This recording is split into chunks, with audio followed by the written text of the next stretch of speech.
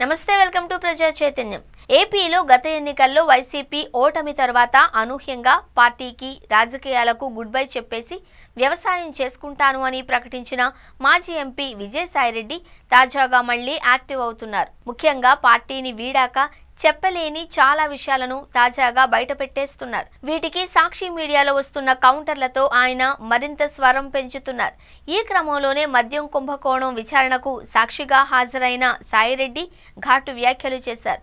వైసీపీలో జగన్ చుట్టూ కోటరీని తట్టుకోలేకే తాను పార్టీ నుంచి రాజకీయాల నుంచి తప్పుకున్నట్లు సాయిరెడ్డి మరోమారు వెల్లడించారు. పార్టీలో నంబర్ 2గా తనను ఈ కోటరీ 2000వ స్థానానికి పడేసింది అన్నారు. అలాగే వైసీపీ హయాంలో జరిగిన మద్యం కుంభకోణం విషయంలోనూ ఫైర్ అయ్యారు.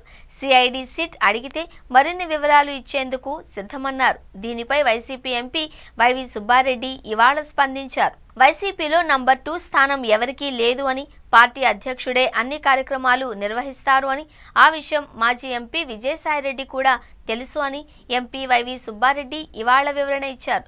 విజయవాడ తూర్పు నియోజకవర్గ వైఎస్ఆర్సీపీ నాయకుల కార్యకర్తల సమావేశంలో ఆయన ముఖ్య అతిథిగా పాల్గొని ప్రసంగించారు.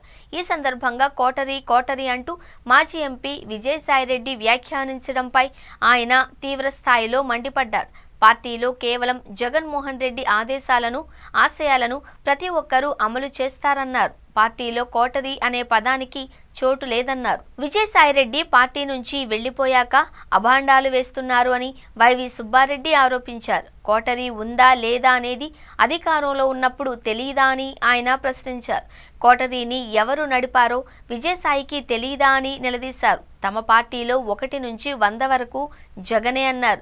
లిక్కర్ సహా అనేక అంశాలపై కేసులు పెడుతున్నారు అని, తమ హయాంలో ఎలాంటి లిక్కర్ స్కామ్ జరగలేదు అని వైవి సుబ్బారెడ్డి క్లారిటీ ఇచ్చారు. ఈ వ్యవహారంపై కోర్టులోనే తేల్చుకుంటామన్నారు.